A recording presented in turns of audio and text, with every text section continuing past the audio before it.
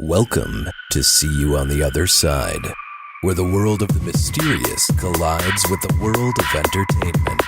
A discussion of art, music, movies, spirituality, the weird, and self-discovery.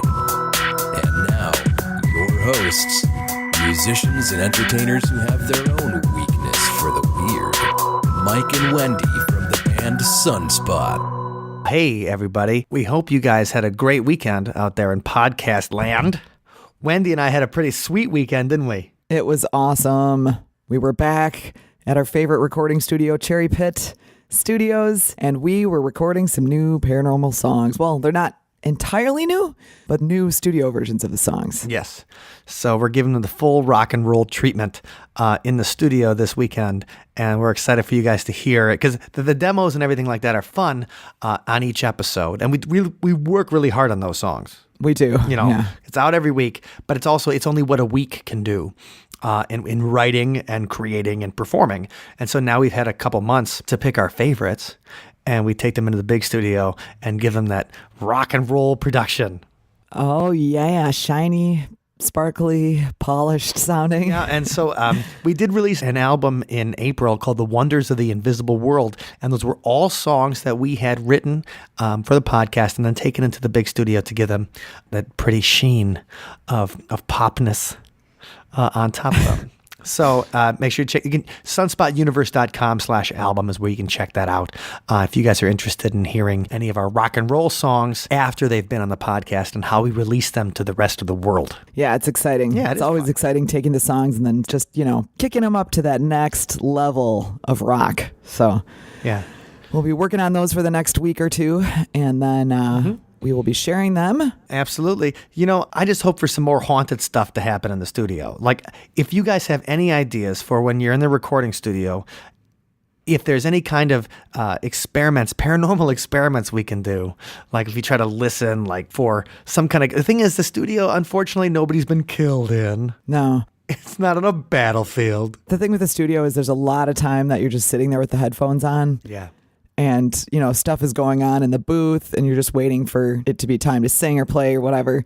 And a lot of times I do hear things in the headphones that are weird, but what? You can't, you hear things and you don't know what's causing it. It's usually when you're in the vocal booth. Oh, I understand. I think it's usually just the producer farting. Well, that very well could be. Right. Or some of it. Stomach.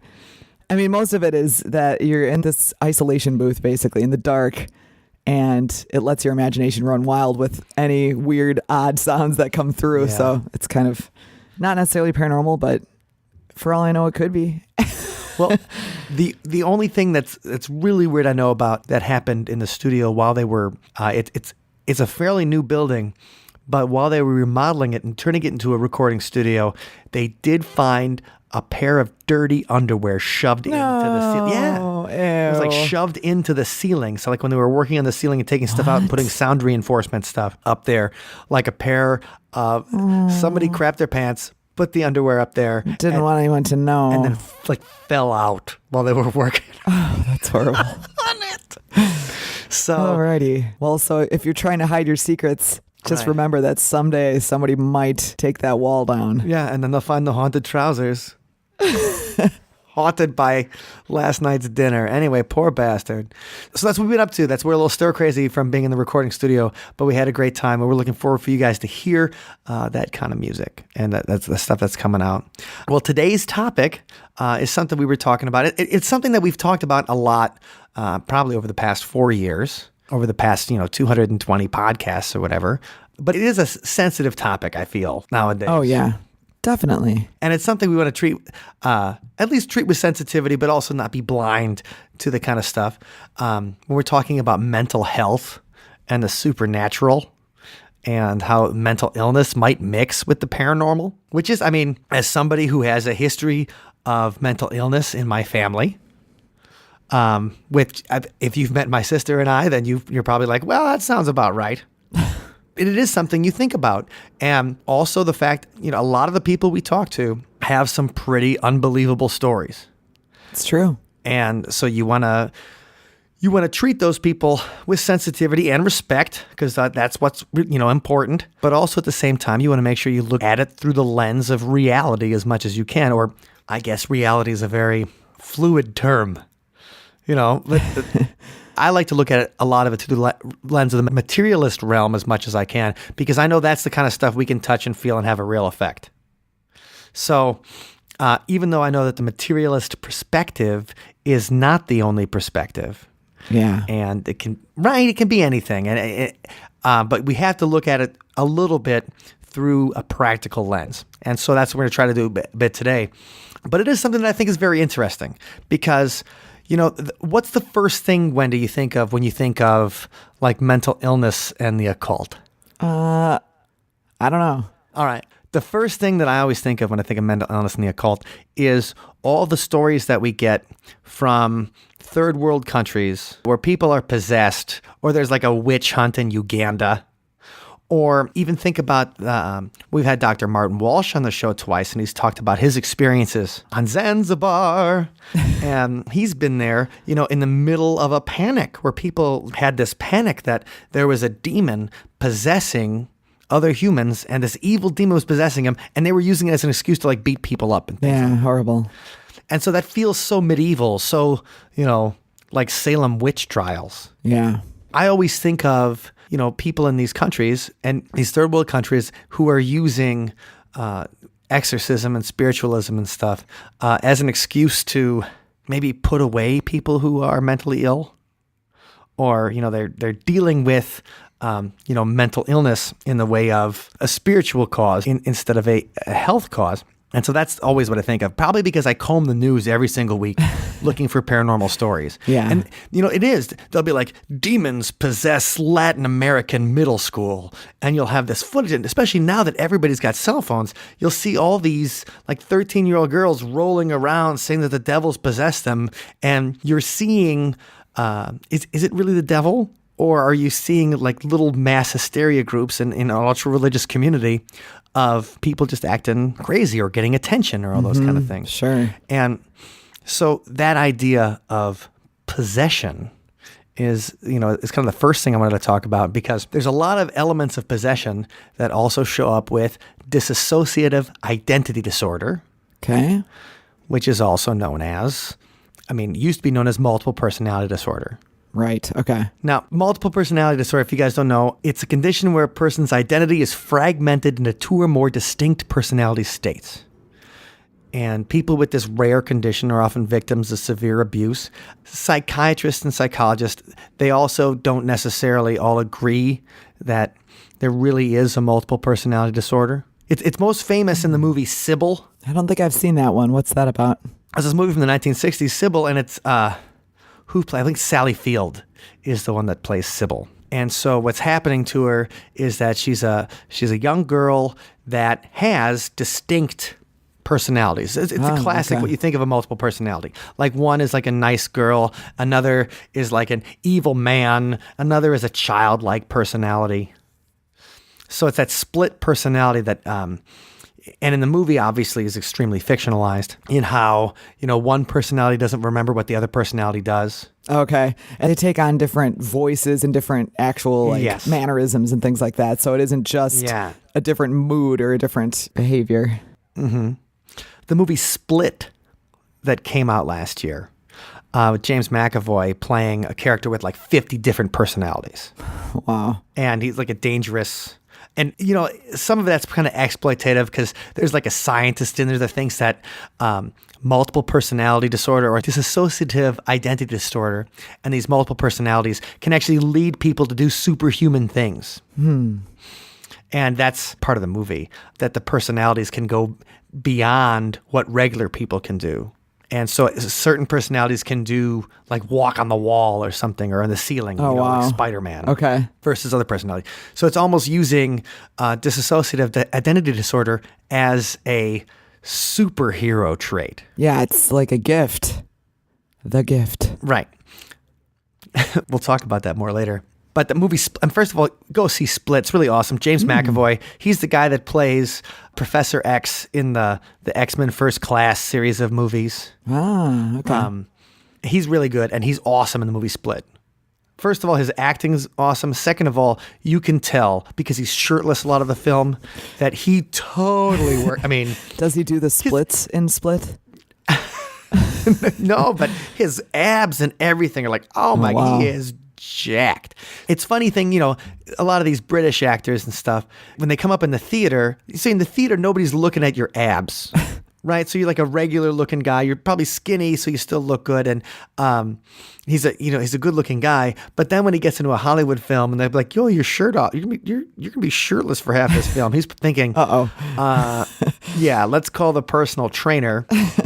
And you really see that with Hugh Jackman. Just on a sidetrack here. So Hugh Jackman, when you see him in the first X-Men film, I mean, Hugh Jackman's a good looking guy. He's obviously works out. But he still has chest hair in the first X-Men film. And he's buff, but he's not like ripped. Yeah. You're like, oh, Hugh Jackman, all right.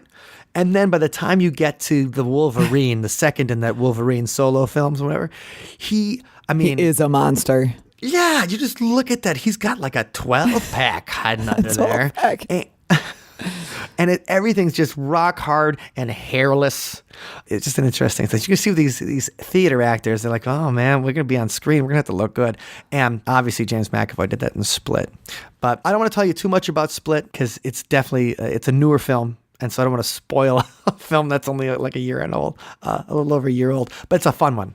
So that's a great movie. But it has nothing to do with dissociative identity, like real people who suffer from this, multiple personalities and suffer from this. It's completely fictionalized, turning those people into superhuman. Because the thing is, so here's symptoms, and see if this sounds to you like it could be symptoms of possession. Okay. The following criteria must be met for an individual to be diagnosed with dissociative identity disorder. The individual experiences two or more distinct identities or personality states, each with its own enduring pattern of perceiving, relating to, and thinking about the environment. It even says this some cultures describe this as an experience of possession. The disruption in identity involves a change in sense of self, sense of agency, and changes in behavior, consciousness, memory, cognition, and motor function. Frequent gaps are found in memories of personal history, including people and places from the distant and recent pasts. They're not consistent with ordinary forgetting. Like, I'm going to be 42 years old next week, Wendy, and so sometimes I forget what I had for breakfast yesterday. Boy. It's not that kind of ordinary forgetting. It's the kind of forgetting where you don't remember talking to someone because it was your different personality that was talking. Okay. And these systems obviously cause clinically significant distress or impairment in important areas of functioning. So that's dissociative identity disorder. And in fact, I think while they were working on the new manual for treating people with psychiatric disorders called the DSM, DSM-5 came out a few years ago, people were wondering where to put symptoms of possession. Would they put them in multiple personality, in this dissociative identity, or they put them in a different category. Yeah. So possession is something that psychiatrists take pretty seriously. And what I think is interesting here is there's even people that have put up like how to differentiate schizophrenia from demonic possession. Wow. All right. So this comes from mentalillnesspolicy.org. Okay. How to differentiate schizophrenia from demonic possession. Demons want nothing to do with religion. They have an aversion to religion, aversion to Jesus. This might be a religious site. I think when I'm looking at it, it's like demons want nothing to do with Christ. So if they don't like religion, then it might be a demon versus just a regular mental illness. Irrational speech versus rational speech. In New Testament accounts involving demons, the demons speak in a rational manner. Untreated people with schizophrenia will often speak in nonsense and jump rapidly between unrelated topics. Ordinary learning versus supernatural knowledge. Demons in the New Testament would speak through people to convey knowledge that otherwise could not have been known to possessed individuals. So this goes back to our 4 signs of possession. Yeah, and I was just looking at, because on episode 105, we discussed those, at least the Catholic Church recognized 4 signs of possession. Because I was reviewing those as you were going through and saying things to see if any of them related. And so we've got knowing the unknowable, understanding unlearned languages, aversion to sacred objects, and supernatural strengths. And so this would be knowing the unknowable. Yes. And aversion to sacred objects. That goes with the aversion to religion stuff. Right. Yep. Right in the beginning. Normal versus occult phenomena.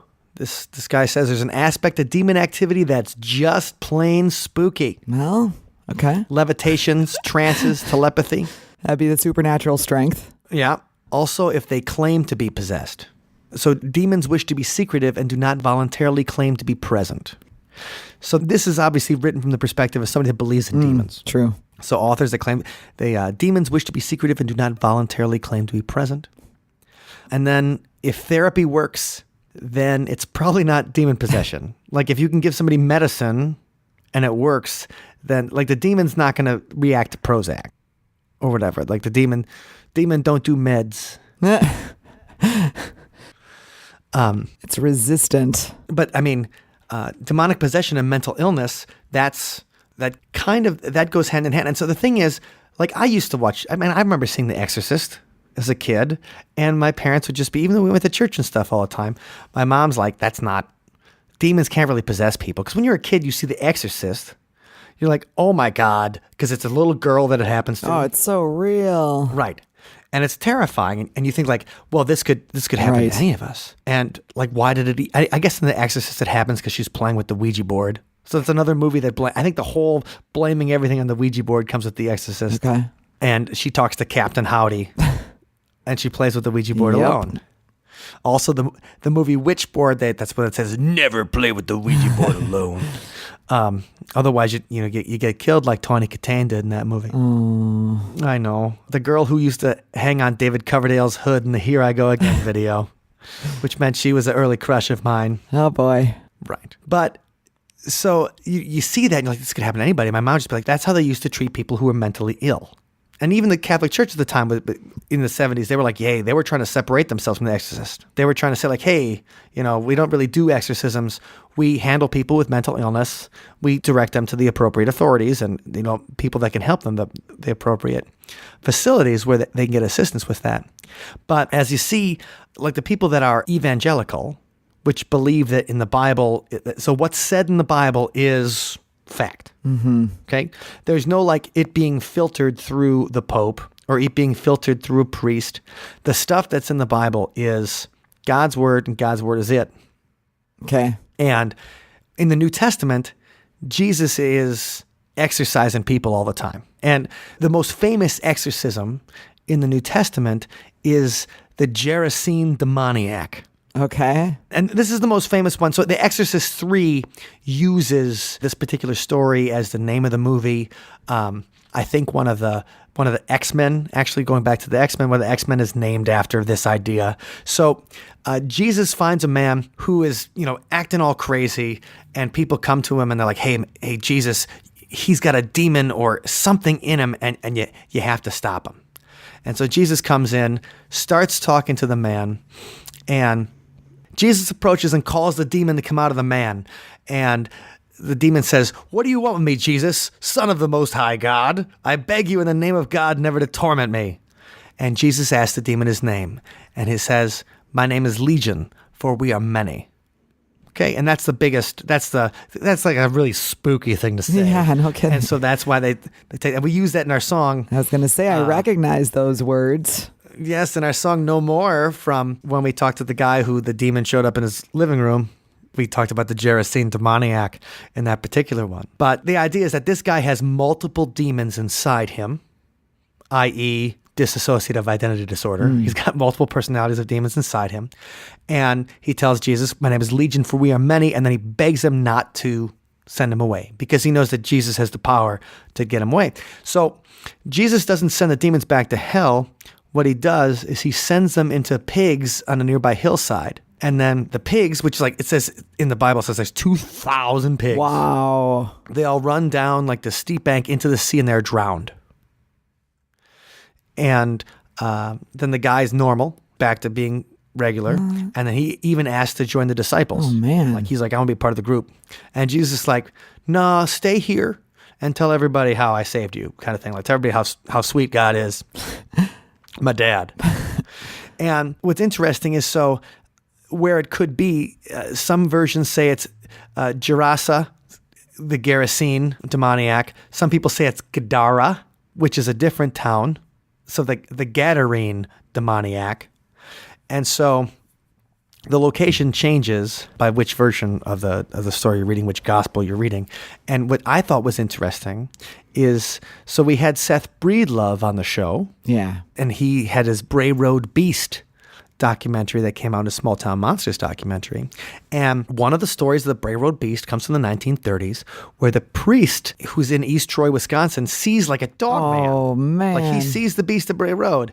And in all modern versions of the Beast of Bray Road story, the Beast is always quiet. The Beast is or growly, but never says like English words. Yeah, it doesn't talk. Yeah, in this story, which Linda Godfrey learned, the Beast says to the priest, that sounds like rapping there, like the Beast says to the priest. I'm just picturing Linda saying it like that too, rapping it out.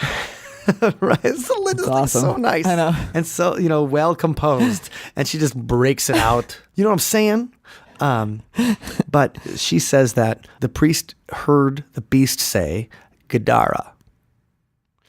And he interpreted it as something satanic, demonic, because like the Gadarene, the Gerasene, demoniac. He interpreted that. But see, that story of possession, when you're thinking about the Bible and stuff, you're like, well, that could be a story of Jesus as a therapist kind of guy giving some treatment to, somebody who was possessed by, or somebody who had multiple personalities. But if you are taking the Bible as literal, then you're saying, well, this dude was possessed by demons. And that's why we have exorcists today, because of that specific thing. And so when I was doing research of exorcism versus psychiatry, I did come across a really great article written by a psychiatrist. And he writes that for the past 20 years, he accompanies religious people of all denominations on exorcisms to see whether it's some kind of mental illness or whether it's actually demons. Or something else that's not mental illness, right? Right. That we can't explain. Okay. So this guy's name is Richard Gallagher, and he wrote in the Washington Post, as a psychiatrist, I diagnose mental illness. Also, I help spot demonic possession. And he even starts out, he said, in the late 1980s, I was introduced to a self-styled satanic high priestess. She called herself a witch and dressed the part with flowing dark clothes and black eyeshadow around to her temples. In our many discussions, she acknowledged worshiping Satan as his queen. So wait, Stevie Nicks. Yes. Just kidding. Right. Just kidding. Sorry. Okay. So he's like, I'm a man of science and a lover of history. So after studying the classics at Princeton, I trained in psychiatry at Yale and in psychoanalysis at Columbia. That background is why a Catholic priest had asked my professional opinion about whether this woman was suffering from a mental disorder. This was at the height of the national panic about Satanism, the satanic panic, which he talked about several times. He said, so I was inclined to skepticism, but my subject's behavior exceeded what I could explain with my training. She could tell some people their secret weaknesses. She knew how individuals she'd never known had died, including my mother and her fatal case of ovarian cancer. 6 people later vouched to me that during her exorcisms, they heard her speaking multiple languages, including Latin, completely unfamiliar to her outside of her trances. This was not psychosis. It was what I can only describe as a paranormal ability. I concluded that she was possessed. Yes. I mean, wow. And right, but he's done dozens of cases, with exorcists and stuff like that since then. And that idea of, okay, some cases are actually mental illness and some cases are possession. And the thing about possession is that you have this another, personality inside you. And whether it's dissociative personality disorder, and here's something funny, and this is something I just remembered today when we were working on this.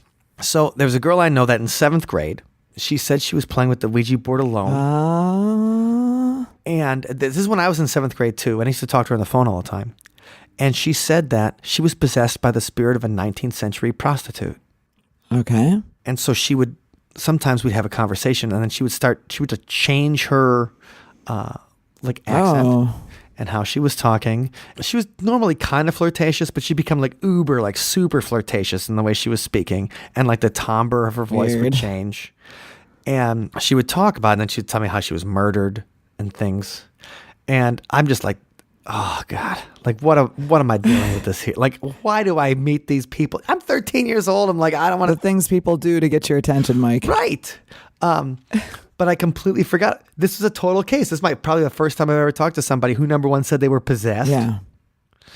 Number 2, said it happened while they were playing alone with a Ouija board. And number 3, made up this alternate history of how this prostitute was murdered. Eventually, we stopped being friends. At the time, or didn't hang out too much anymore, so it kind of just went away. But there was a period of like a month where she would break into that character probably twice a week, maybe, and it would happen like at strange times. Like sometimes it would just happen, and then all of a sudden the voice would change. Like, oh no, who am I talking to? Man. All right, now that sounds like a 13-year-old girl trying to. I was play just gonna mind say, games or get attention. if the creativity is running high there, and Right, sure. And it never bothered me too much, and we're friends now, which is why I'm not outing her on the podcast. But the thing is, like, I was just like, all right, that's pretty weird. And it didn't even, occur to me to think that she doesn't have any mental illness that I know of, but it didn't even occur to me that could be that's a sign of someone acting like they have a different personality. And it's that idea of the different personality being something that comes outside of yourself. Now we talk about spirit possession or demonic possession. And when people have schizophrenia, they often have auditory hallucinations. So people that deal with schizophrenia, I think you don't say the word schizophrenic anymore because it's not, it's letting the disease define the person. And I appreciate that. I don't even think that's just PC or whatever. I agree. I remember the G.I. Joe characters. There was a G.I. Joe character named Zartan, who was the master of disguise. And they have these little lists or little facts about the action figures on the back of them. Okay. And I got Zartan right when he came out. And his cool thing was like he wore a hood and stuff, but his cool thing was that he could change colors in the sunlight, like he would turn blue in the sunlight. But he also came with some masks, and he put the masks on the master of disguise. So he put masks on. Okay. And in the original dossier, on the dossier card in the back, said that he was a paranoid schizophrenic. Wow. And there was it wasn't like a boycott, but like somebody called Hasbro or whatever, or like the American Psychological Association, and said like, hey, you're demonizing, literally. Because Zartan was the master. He wasn't a good guy. He was a master disguise and like a hitman kind of character. Man. It's terrible. So they had that idea of the paranoid schizophrenic on the back. And so they eventually changed the description of Zartan. But I have the original somewhere at home still because I cut out all the dossiers. That's funny. I cut out the backs of them. So someone that has schizophrenia, they often have auditory hallucinations where they hear someone talking to them. Mm-hmm. Okay? And that idea that, okay, now you're hearing someone talk to you, well, some people might think like, well, it's yourself. It's just yourself talking, something is wrong, and so you're just talking to yourself. Yeah. We all do that, right? Right, but the other side would be, all right, well, what if something else is talking to you? What if voices in your head are coming from somebody else? Yeah. In those cases, they actually hear, it's perceived as an actual sound coming in their ear. It isn't like when I'm talking to myself and I hear, I'm thinking in my mind. When you hear something in your mind versus when you hear an actual sound wave hit your ear, and that's what it's perceived as. That's exactly right. So the thing is, these auditory hallucinations, like where do they come from? Like what part of the brain is being, if it's yourself who's doing the talking, what part of your brain is it coming from? How do you hear it? So they ran an experiment. Psychiatrist Lewis Gould wanted to know whether auditory hallucinations in schizophrenia have anything to do with the phenomenon of subvocal speech. So subvocal is when you say something, like your speech muscles you're saying something really quiet. So are the voices in the head actually talking? So he was wondering, are they merely unintentional mutterings of the speech muscles? Oh, I see. Okay. So why would schizophrenics happen to notice their subvocal speech while healthy people do not? So he designed an experiment using some electromyography, which measures muscle activation through time. And he grabbed a group of people with schizophrenia and a group of healthy patients, and he recorded their vocal muscle activity. And he compared the EMG, the electromyography readings of the patients with schizophrenia as they experienced auditory hallucinations. Ah, cool. And he found that when the patients were hearing voices, their recordings showed greater vocal muscle activation. This result meant that when they were hearing voices in their heads, their vocal muscles were contracting. They were engaging in subvocal speech. Ah, interesting. So it's like the guys with the dummies. Ventriloquist. Like a ventriloquist. It's like you're talking with the dummy or whatever, and the dummy actually is talking. And so you don't realize that. Okay, so his next question. Subvocal speech is an activation of the vocal muscles, even though no voice is heard. But why isn't it heard? Is no voice produced at all, or is the voice just very, very quiet? If no voice at all were produced, then subvocal speech couldn't be the source of the hallucinated voice they hear in their head. But what if subvocal speech was just very quiet and nobody but the patient could hear it? So he takes one of his patients, Lisa, and he says, if subvocal speech is a slight activation of the vocal muscles leading to the production of an extremely quiet sound, what if we were to make it louder? So it should be possible to use a microphone to amplify that sound. So he put a small microphone on the skin of Lisa's throat, and the voice in her head came out as a whisper. The subvocal voice, the voices in her head, could be amplified. She was whispering it to herself, but nobody else could hear it but her. So here's an example. The whisper sound says, she knows I'm here. What are you going to do? She's a voice I know. I don't see where she goes. I know she is a wise woman. She doesn't know what I want. She's wise, all right. People will think she is someone else.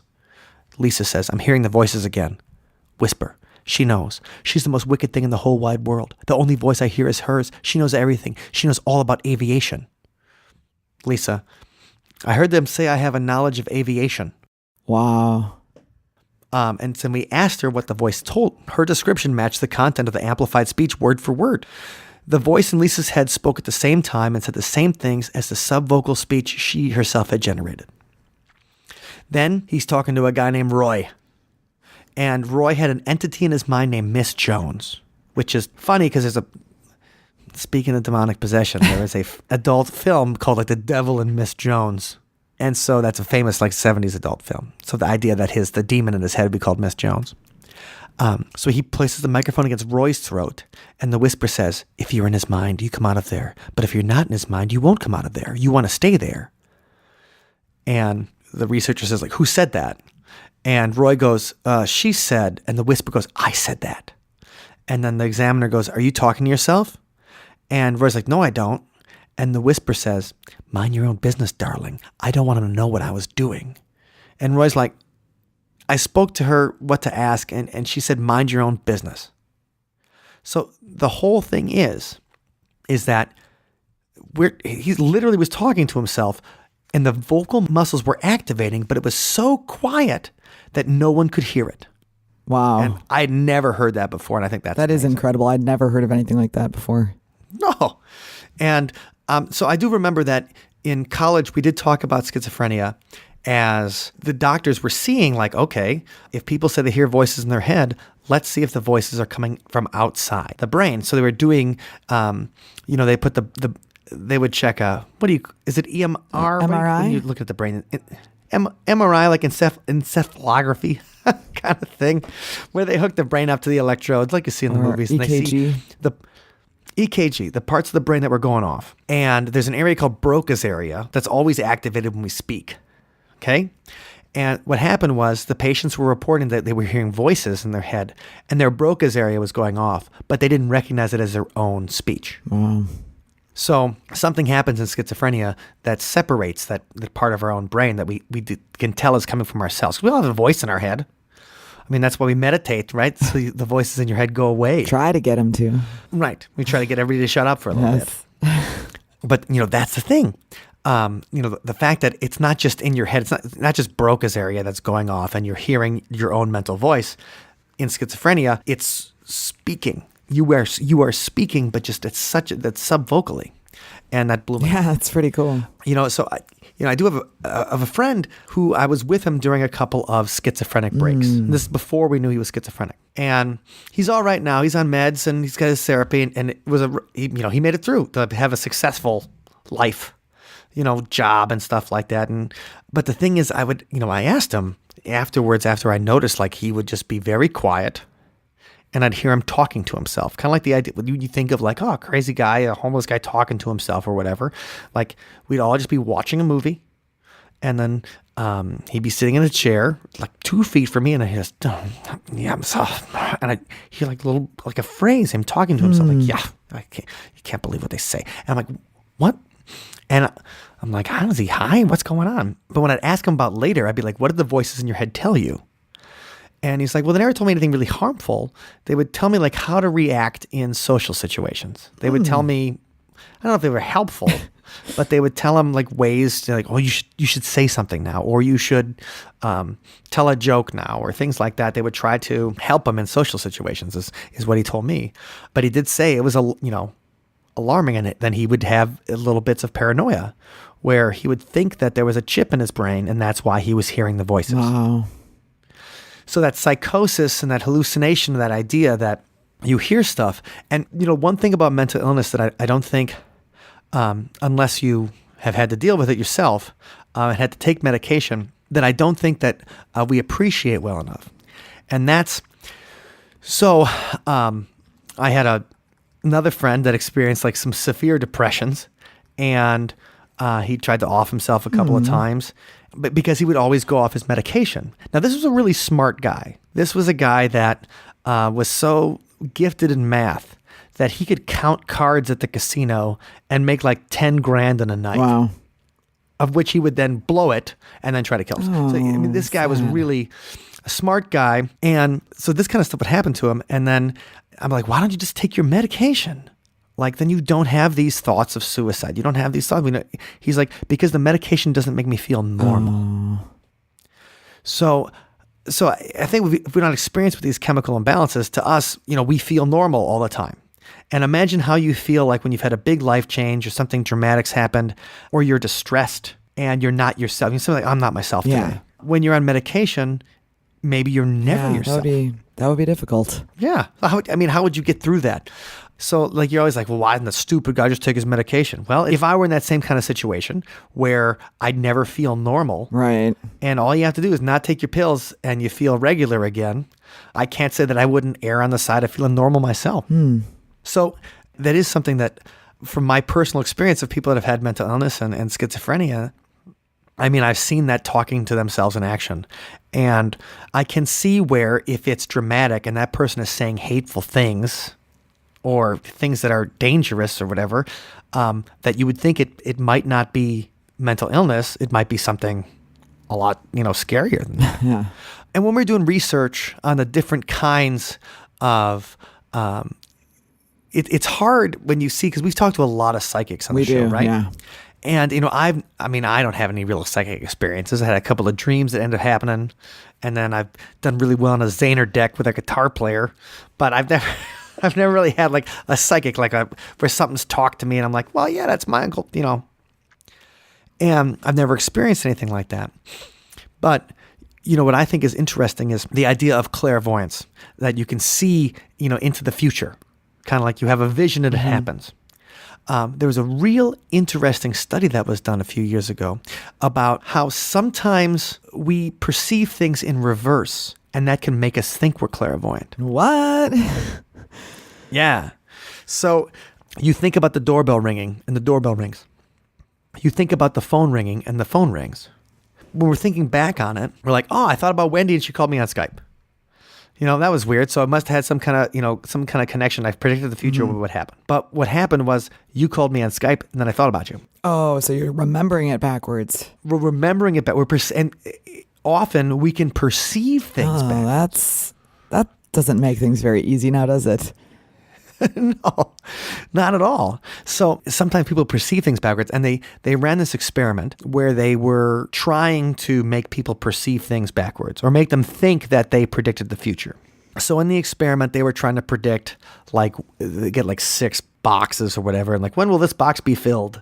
And then they'd predict when the box would be filled, and then, sometimes they'd be like, after they showed the box that were filled, they would give them the correct answer to what they predicted. Oh, okay. Kind of thing. And so it makes them think, oh, I predicted the future. I predicted that. And then they did a survey of belief. And they found that the more people experienced things in the wrong direction, so at no point were they predicting any kind of future. At no point were they psychic at all in this experiment. Okay. But the people that kept on, seeing things and perceiving them as a psychic experience, like I predicted, look at that. I just predicted the box being filled 6 times in a row. I should be on Oprah, as a psychic. Those people were much more likely to believe in psychic things, psychic phenomena. Interesting. Yeah. And so they were trying to find some kind of link between believing in what they called, like, I don't like the researchers on this one because they called them like delusion prone people or something like that. So you're like, oh, come on, stop being such a jerk, Right. Mr. Science. But it's that idea that it's not that people are actually clairvoyant. It's that they're perceiving things in the wrong order. And because they perceive things in the wrong order, they think they're clairvoyant. Oh, man. Now, I'm not saying that psychics are all like that or whatever. I'm just saying that was this particular study. Yeah, I mean, and that's small things too. It's not like, I predict there's going to be an earthquake on this date or whatever, 3 weeks prior or something like that. You're talking about smaller events. Yes, because if you actually predicted something like massively 3 weeks in advance, you'd be like, well, that guy is clairvoyant. It wouldn't just be right. It's provable. It wouldn't be like, hey, I'm thinking about a guy I haven't talked to in a long time, and then he just perhaps called. Yeah. So I guess they don't say delusion prone in the article. This is also in the Washington Post. The article is, you think you're clairvoyant, but your brain is just tricking you. They said, as we hypothesized, the participants who were more likely to report an implausibly high number of accurate predictions were also more likely to endorse delusion-like ideas in broader context. Delusion-like ideas. They sound so pedantic, too. It does. Can you just, I can hear them adjusting their glasses as they're reading that. But also when I was doing research on this, I found a lot of people who were taking medications, because that is one thing medications help a lot of people. And oh, yeah. That's something that you got to decide on your own, like whether you're willing to play with your brain chemistry, but it does help a lot of people. But people were saying that I used to be psychic, but then I started taking my antidepressant and now I'm no longer psychic. And, there's no real particular, I guess, evidence one way or the other. It's just, when you're talking about psychic abilities, you're basically just talking about someone's claims. And so, but it's people saying that, the more I've taken this, the less psychic episodes I've had. So that's just we would never endorse not taking what your doctor told you. But a lot of people are asking at different forums on the internet what's happening to their psychic ability now that they're taking medications. And now they hear less, they see less, they're having less psychic experiences now that they're taking medications. And people are asking about it. And it's hard because that's not something you can ask your psychiatrist.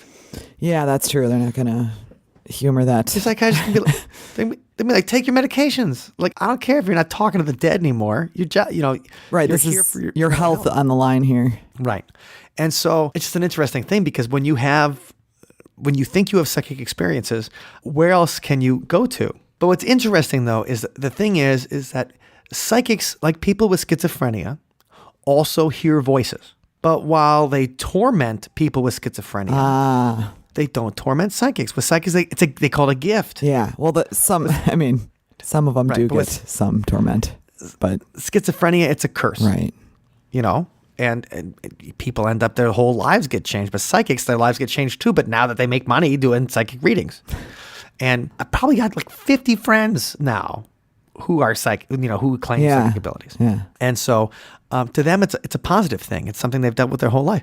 And so interestingly enough, in 2017, there was a team from Yale that was working on a study that they're trying to understand more about schizophrenia. And so as they do that, they decided to go to a psychic convention and talk to people that have heard voices as psychics and find out, more about them. And in some of the brain scans they did on the people who claimed they were psychic, according to the brain scans, they had that similar activity of voices in their head going. Wow. They claim they're having psychic experiences.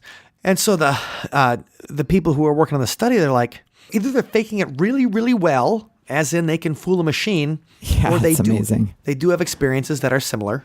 But the biggest difference is that psychics hear voices that are helpful and positive, not scary or threatening. And the researchers said that self-identified clairaudient psychics endorse an ability to control those voices. They can make them happen and not make them happen. They can turn it off. Okay.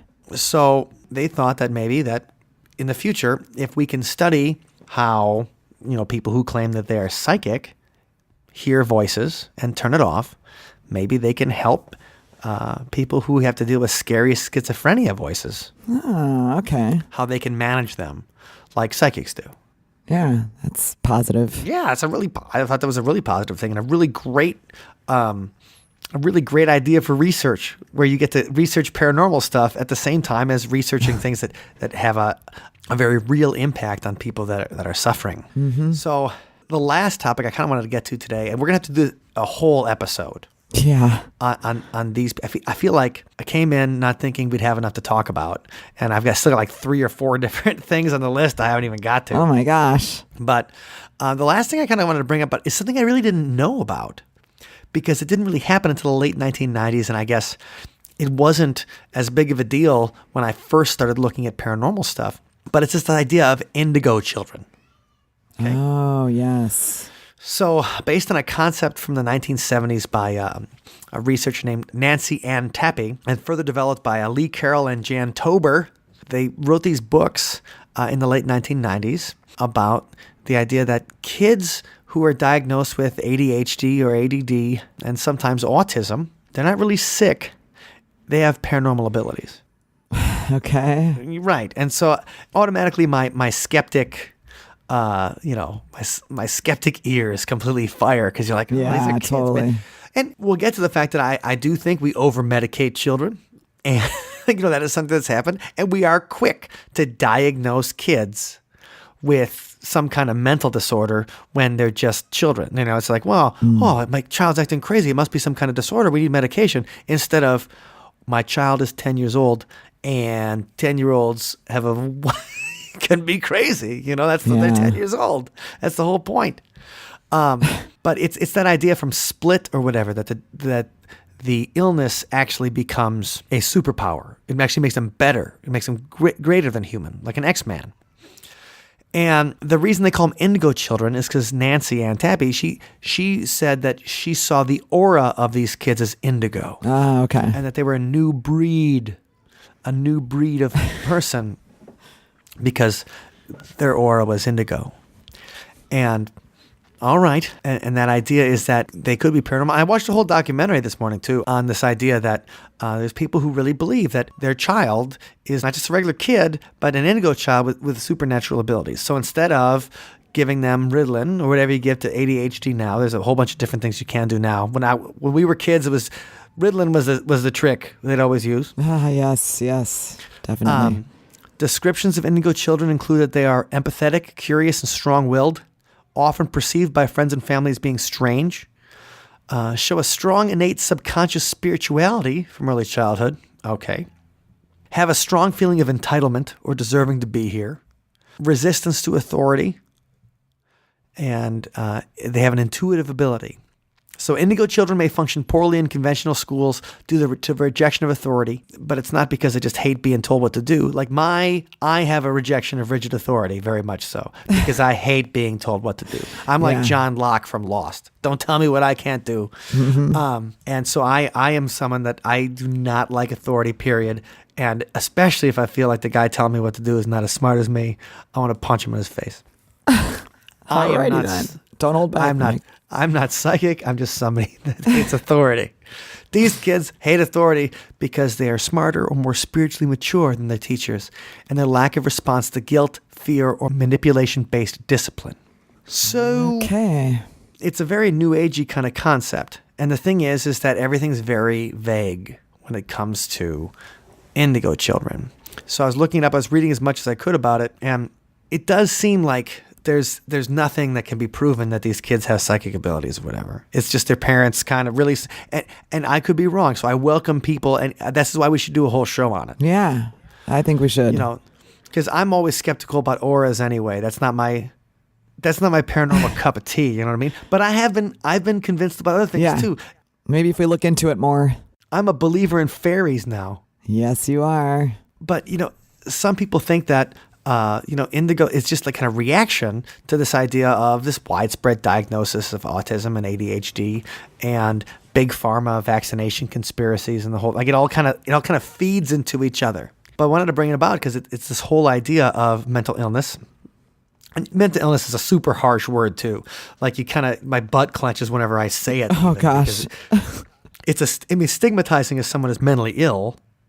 Like it interferes with the way you think about them and stuff like that. So I can see why people were like, no, my kid's not mentally ill. He's psychic. He's telepathic. Yeah. And, they're reconceptualizing these traits that are usually negative and they're turning them into positive. It's almost like the psychic's taking the voices in their head and making it positive. So as a treatment, it might be better than to tell your kid he's sick all the time. Yeah, there's something wrong with you. Maybe say there's something extra right with you.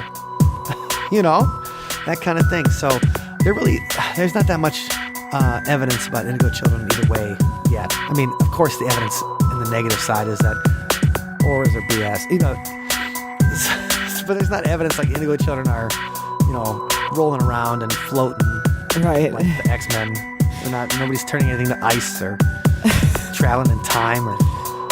But I wish the best for that, because the thing is, if your kid's having trouble, I mean, I know how it is. I mean, I don't have a troubled kid yet because she's only 2, so you don't, she might be crazy, but everybody who's 2 is crazy. But I certainly can imagine why people would not want to stigmatize their child with mental illness when they're young. And I think that gets to the song of this week. And this is one of the oldest Sunspot songs that we still play or still comes out at shows. Gets requested frequently still. Yeah, it does. And we came out with this on our album Radio Free Earth that came out in 2000.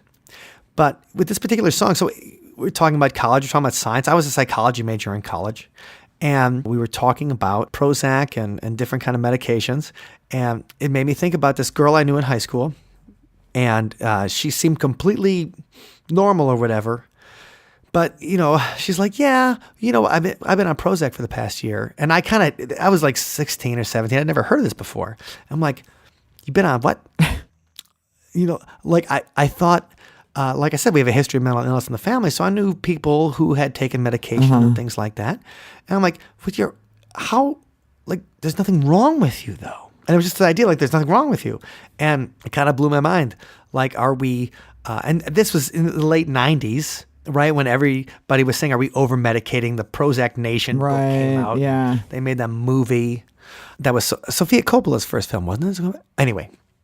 But that whole idea of over-medicating kids when they could just be growing up is where the Prozac Girl song came out. So I guess this might be our Indigo Child. Oh, there you go. But here's Wendy and I, plus our guitar player Ben, playing you a song from our first album, 2000, Radio Free Earth. This is Sunspot and Prozac Girl. Is she a victim of her own physiology, or just a victim of some bad psychology? Well, all I know, she's 15 and she's on Prozac.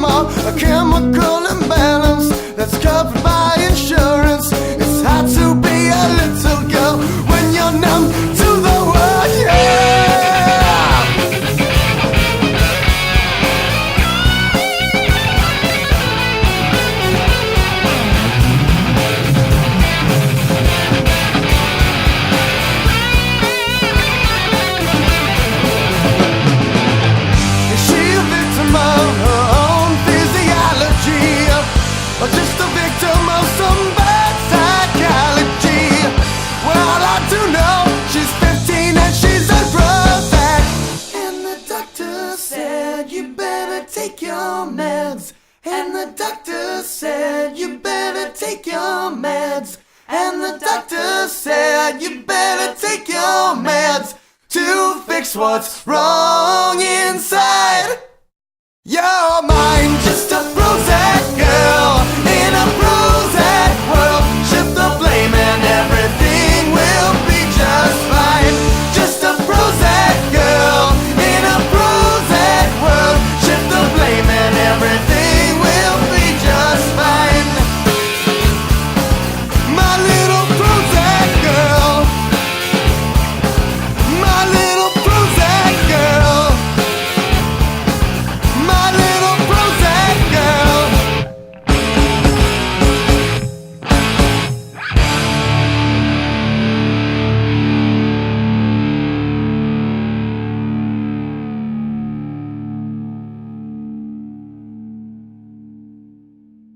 Thank you for listening to today's episode. You can find us online at othersidepodcast.com. Until next time, see you on the other side. And so we want to make sure to thank our Patreon community. Those are the people who make See You on the Other Side podcast happen every single week. Wendy, Thank you. where can people join us if they're interested in becoming fellow weirdos? Anybody can join us by visiting othersidepodcast.com/donate. And that'll take you to the page that shows you all the different options for levels that you can contribute at. Like one of our favorite weirdos is Dr. Ned. Dr. Ned contributes at the Patreon level where he gets a shout out in every single episode. It's kind of like an executive producer position. A little bit. So Doc, Thank you, Ned. thank you very much for being the kind of supporter that helps make this happen. And everybody in our Patreon community, you guys are awesome with your ideas and your feedback. And we appreciate that every little bit. And you guys out there, if you're still listening, which you should be because this podcast is good to the last drop, and make sure you check us out, othersidepodcast.com/donate. Thanks for listening.